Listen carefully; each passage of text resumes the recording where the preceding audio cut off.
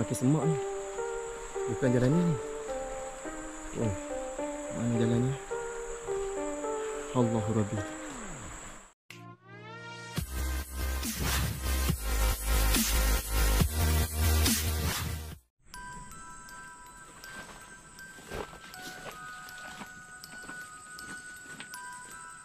Assalamualaikum sahabat-sahabat semua. Berjumpa lagi. Aku Haji, Caster Diary. Hari ni niat aku nak turun mancing, tapi disebabkan air terlalu besar dan keruh, jadi aku tak jadi nak turun mancing. Aku pula memancing secara menggilat saja ataupun secara casting saja. Memang orang cakap tak boleh buat apa lah kan. Kalau air dah besar, air dah keruh pekat, memang tak boleh nak casting.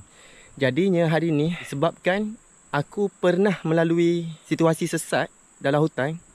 Bila pada awal bulan 6 tahun 2020. Maksudnya 2 tahun lepas. Di mana aku turun camping and fishing 4 orang. Aku bawa Zo budak Bangi, Fazil budak Putrajaya. Lepas tu Haris member aku lah kan. Orang-orang sini je. Kita orang sesat dalam hutan dalam beberapa jam sehingga terpaksa menyusuri sungai. Jadinya hari ni aku nak kongsikan dengan korang. Kalau korang sesat dalam hutan, apa yang korang perlu buat? InsyaAllah semoga ianya bermanfaat untuk korang. Sekejap aku cari tempat duduk sekejap. Bismillahirrahmanirrahim. Jika korang sesat dalam hutan, nombor 1, kawal emosi untuk bertenang. Okey, maksudnya korang jangan panik. Istighfar banyak-banyak. InsyaAllah lepas tu korang dapat berfikir apa yang hendak dilakukan seterusnya.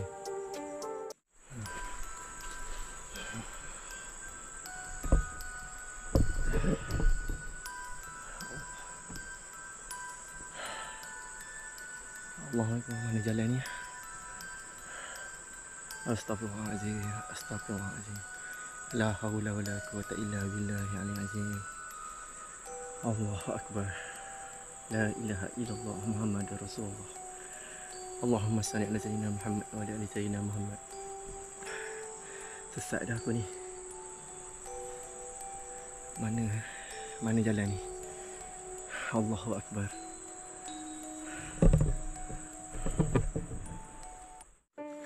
Tak boleh. Kalau panik, kalau apa ni, dalam keadaan hati kita tak tenang, kita tak boleh nak tumpu perhatian. Yang kedua, berpatah balik. Cuba jejak kembali laluan yang korang masuk mula-mula tadi. Okey, yang ketiga, rehat. Jika korang rasa penat, berehatlah dahulu. Cari tempat yang sesuai seperti di celah pokok besar atau celah akar banis pokok atau di atas batu yang besar. Ini kerana jika ada bahaya yang datang, ia akan datang dari arah hadapan dan bukannya datang daripada arah belakang korang. Serta korang boleh meninjau keadaan sekeliling semasa berhenti rehat seketika. Dan jika ada bahaya yang datang, korang sempat untuk melarikan diri.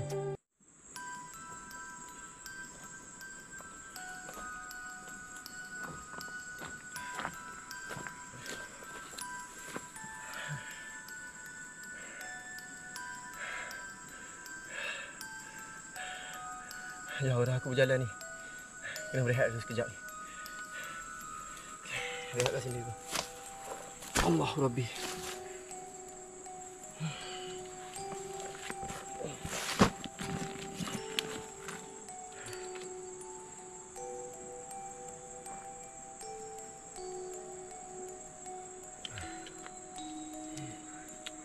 Ya Allah Tuhanku, pemudahkanlah segala-gala urusan.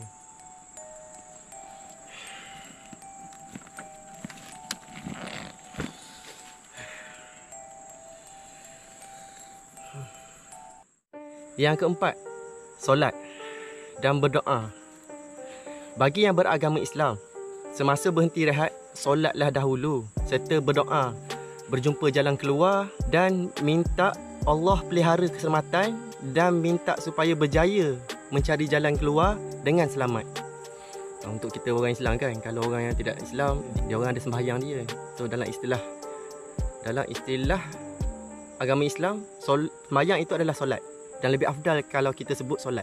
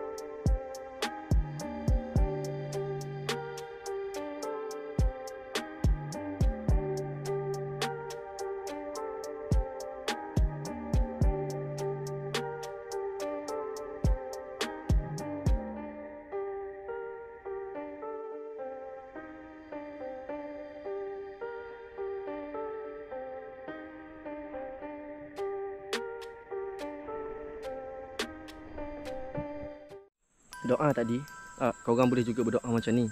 Sebagai contoh, a'udzubillahi minasyaitonirrajim. Bismillahirrahmanirrahim. Allahumma inna nas'aluka min khairi azam li khairi ma fi wa na'udzubika min syarri azam li syarri ma fi innaka ala kulli syai'in qadir. Ya Allah, kami memohon kepadamu kebaikan pekerjaan ini dan segala kebaikan yang ada di dalamnya, dan kami berlindung daripadamu keburukan pekerjaan ini dan segala keburukan yang ada di dalamnya. Sesungguhnya di atas segala sesuatu itu Engkaulah yang maha berkuasa menentukannya. Amin ya rabbal alamin. Doa macam tu pun boleh, ataupun doa macam ni, Salamu ala Sulaiman fil alamin, ataupun Salamu ala Nuh fil alamin. Maksudnya salam sejahtera ke atas umat Nabi Sulaiman ataupun umat Nabi Nuh lah kan. Yang kedua tu. Ataupun korang boleh cuba macam ni, La haula wala quwwata illa billahi aliyil azim. Itu maksudnya tidak akan berlaku apa-apa musibah dengan izin Allah Subhanahu Wa Taala. Sebab apa? Allah itu maha mengetahui dan maha berkuasa atas makhluknya. Sebarang apa yang dia cakap jadi, maka jadilah. Kalau tak akan berlaku sesuatu kemudaratan pada korang kalau korang ingat pada Tuhan ataupun Allah. Macam tu. Lagi sekali, korang sebutlah, biasalah berzikir ataupun sebut dalam hati pun tak apa. La haula wala quwwata illa billahi aliyil azim. InsyaAllah terpelihara keselamatan korang dengan izin Allah. Yang kelima, jimatkan makanan dan minuman. Minum air dan makan sebarang makanan yang korang bawa tu dengan jumlah yang sedikit, supaya masih ada baki minuman dan makanan untuk menempuh kesesatan di dalam hutan sehingga korang dijumpai.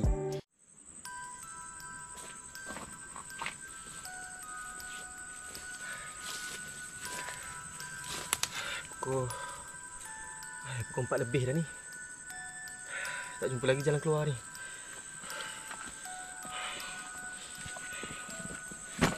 Kena jimat-jimat ni air aku.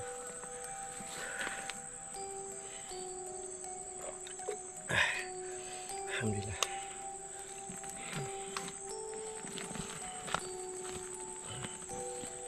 Aku rasa ada gula-gula tadi dalam poket seluar aku ni.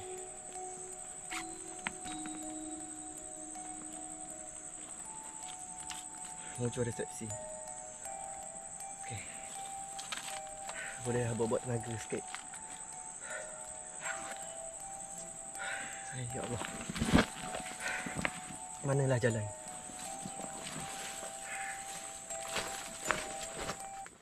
Yang keenam, tempat perlindungan. Okey, kat sini aku nak tekankan pasal waktu malam dalam hutan sangatlah panjang. Berbeza dengan waktu kita di luar sana. Sebabnya dalam hutan ni kalau korang sesat, rasa masa tu sangat-sangatlah panjang. Dia berbeza kan? Tak sama dengan keadaan kita duduk kat rumah. Kat rumah tu rasa masa berjalan laju je, cepat je, betul tak? Lepas tu binalah tempat perlindungan di celah akar banis pokok dan cari tempat yang tinggi daripada permukaan tanah. Bina tempat perlindungan tu lebih awal kerana di dalam hutan jam 6 petang keadaan sudah mulai gelap. Betul. Nak kalau cuaca mendung 6 petang tu dah macam maghrib. Dah macam gelap.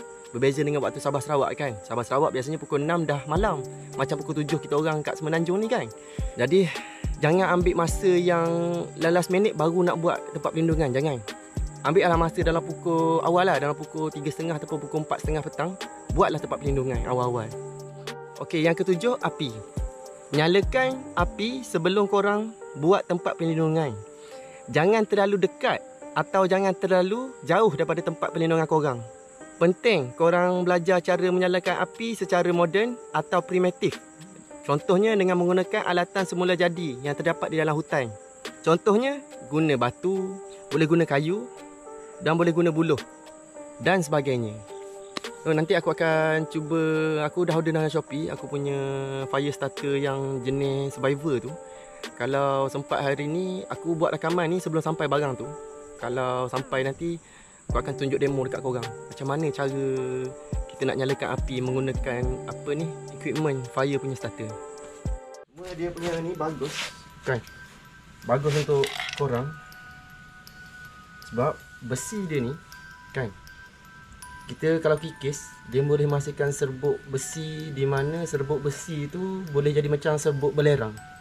Ni kalau kita goreng kat sini. Aku guna tisu ni kan buat apa ni. Cuma Patutnya dia cakap dia masihkan habuk besi dalam Shopee tu lah. Kita tengok betul ke bohong. Buat habuk-habuk tu kan.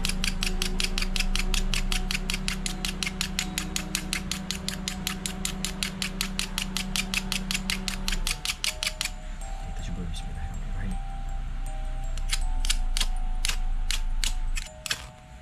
Tu. Jadi betul lah belegang. Tu percikan dia. Percikan api. Alamak. Okey, atau sebut-sebut kayu ni pun kesan aku tu boleh aku isi sikit. Buat jadi pembakaran.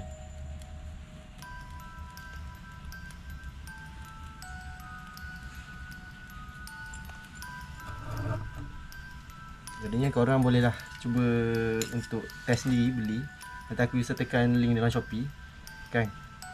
Dia bagi satu set ni lah. Maksudnya macam ni. Memang boleh jadi belerang. Besi ni. Okey. Ada lagi api tu. Tu. Alatan ini yang fire starter tu magnesium ni sangat-sangatlah sesuai untuk korang buat apa-apa jua aktiviti dalam hutan. Seeloknya korang standby satu dalam beg korang. Sangat-sangatlah berguna. Kan? Ni untuk emergency ataupun kecemasan boleh pakai. Lepas tu pisau yang boleh aku recommend untuk korang daripada brand Morak Knife ni. Okay. Nampak dia kecil. Kecil bukan seberang kecil ni. Dia punya besi sangat-sangatlah kuat. Kalau korang nak tengok, tak percaya, boleh aku tunjuk demo sikit. Ada habuk kayu tadi aku buat dah. Yang ni. Lepas tu ni pun boleh kikir. Sangat-sangatlah tajam.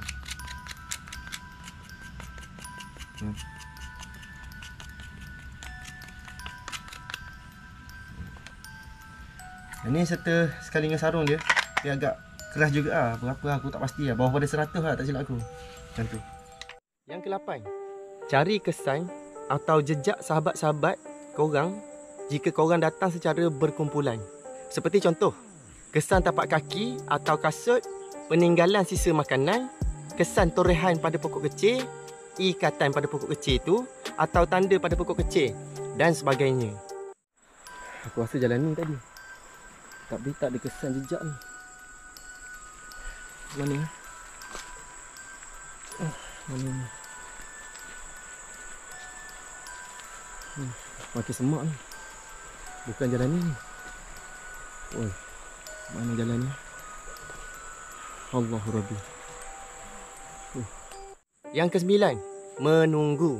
Jika korang cari kesan jejak sahabat-sahabat korang tadi, jika tiada kesan atau jejak sahabat korang tu korang tak jumpa, seeloknya korang menunggu di laluan hutan atau trek hutan itu. Kemungkinan besar sahabat-sahabat sedang mencari korang yang sesat. Aku rasa ni laluan dia tadi, laluan kawan-kawan aku tadi.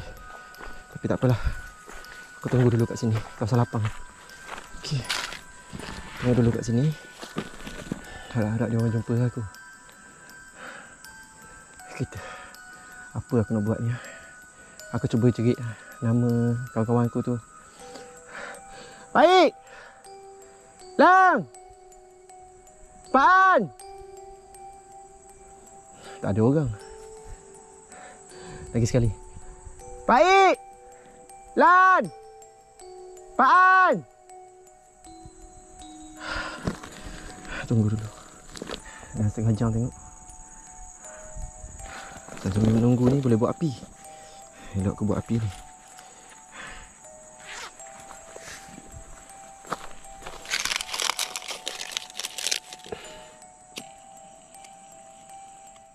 Yang ke-10, tinggalkan kesan.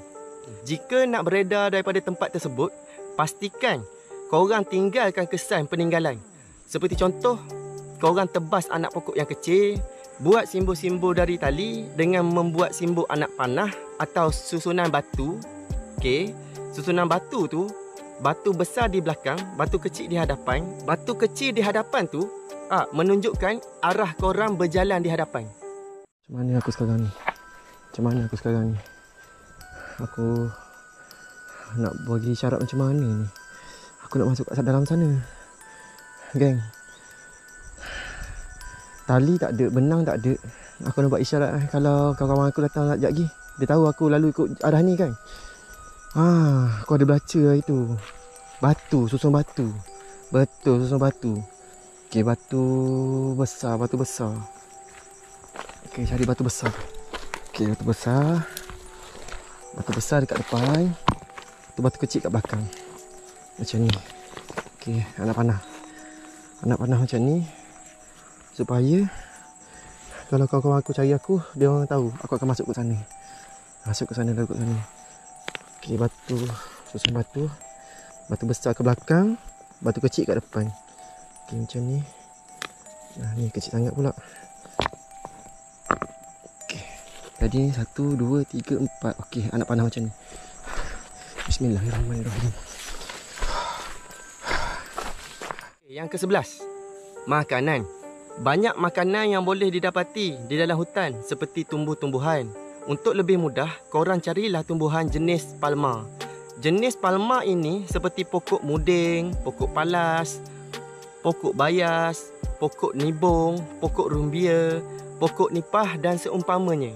Ini kerana pokok jenis palma ini banyak air dan mengandungi zat besi yang boleh memberi tenaga maksimum ataupun rasa kenyang yang lebih lama kepada korang supaya mampu bertahan lebih lama di dalam hutan dalam keadaan sesat tu lah. Maksudnya macam tu. Yang ke-12, minuman. Punca air minuman korang boleh dapat di tunggu-tunggu kayu yang telah mati, di lopak-lopak air di atas tanah, di pucuk pokok yang bergulung seperti pokok pisang, pucuk dia, pokok pisang, pokok keladi hutan dan sebagainya.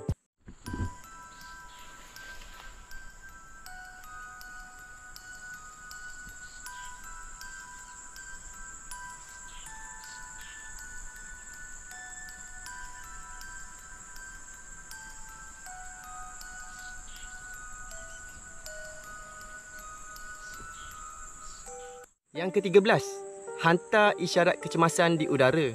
Pastikan korang cari kawasan yang sedikit lapang supaya tidak dilindungi oleh daun-daun pokok. Nyalakan api sebesar mungkin serta carilah daun-daun lalang atau daun pokok yang hidup supaya api tadi menjadi asap yang banyak dan tebal. Boleh lakukan langkah ini sekiranya korang mendengar kapal terbang ataupun helikopter yang melalui ruang udara. Lambailah dengan menggunakan kain atau pakaian yang berwarna terang supaya penyelamat lebih mudah perasan ataupun mencari korang. So maksudnya korang carilah ranting pokok, buat galah.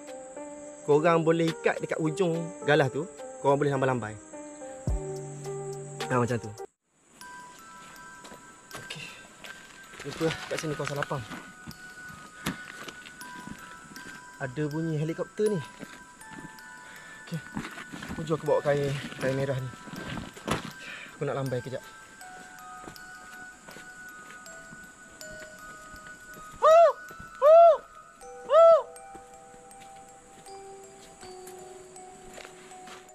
Okey, semasa dalam keadaan sesat tu, yang ke-14, isyarat dan tanda-tanda kehadiran bahaya. Okey, kat sini suka aku nak kongsikan dekat korang. Jika hutan tersebut bising dengan bunyi-bunyi unggas dan serangga, bermakna hutan tersebut masih selamat untuk korang lalui ataupun korang duduki. Sekiranya hutan tersebut sunyi tanpa sebarang bunyi, itu bermakna hutan itu dalam bahaya. Jadi segeralah korang cari tempat perlindungan seperti memanjat pokok yang berdahan ataupun yang bercabang. Korang duduk diam kat situ walaupun korang terpaksa bermalam di atas pokok. Semasa korang berada di atas pokok, jika bahaya itu datang daripada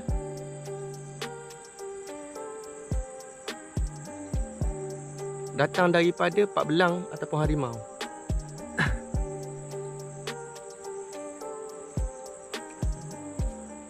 Jika bahaya itu datang daripada binatang tersebut, tenung matanya dan berbicara dengannya. Jangan ganggu aku. Pergi jauh-jauh dan dilarang memaki atau memarahinya. Jika bahaya itu datang daripada beruang,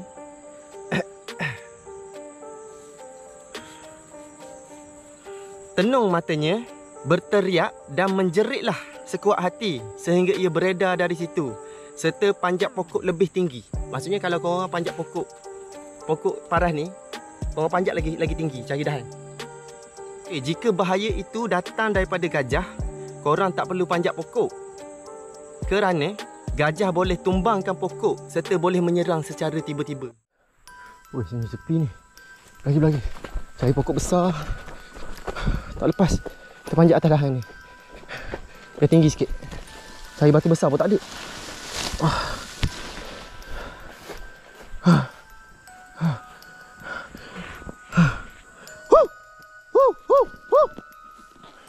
Tak boleh halang macam tu ni.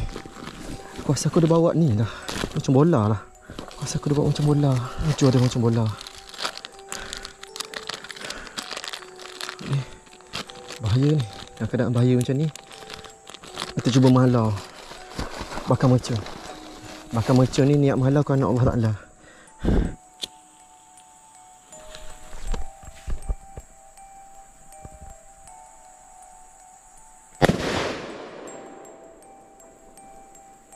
Okey. Selamat dah sekarang. Alhamdulillah. Yang ke-15 dan yang terakhir, sungai. Jika tiada tanda-tanda bantuan yang akan tiba, korang carilah sungai. Ikutlah arus sungai yang mengalir itu. InsyaAllah korang akan jumpa jalan keluar. Maksudnya sungai, kalau jumpa sungai tu kuala dia ataupun muara dia tu, bukan ke hulu, ke hilir. Maksudnya kalau korang ikut sungai tu, menghilir sungai tu, dia akan bertembung dengan sungai lain ataupun akan bertembung jalan keluar, insyaAllah. Alhamdulillah jumpa anak sungai. Sekarang aku akan kita berjalan. Aku akan berjalan menuju ke kuala sungai ataupun menghilir, ikut jejak menghilir sungai.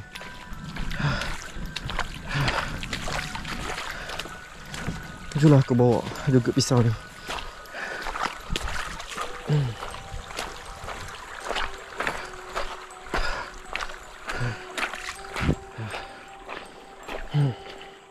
Semput lah.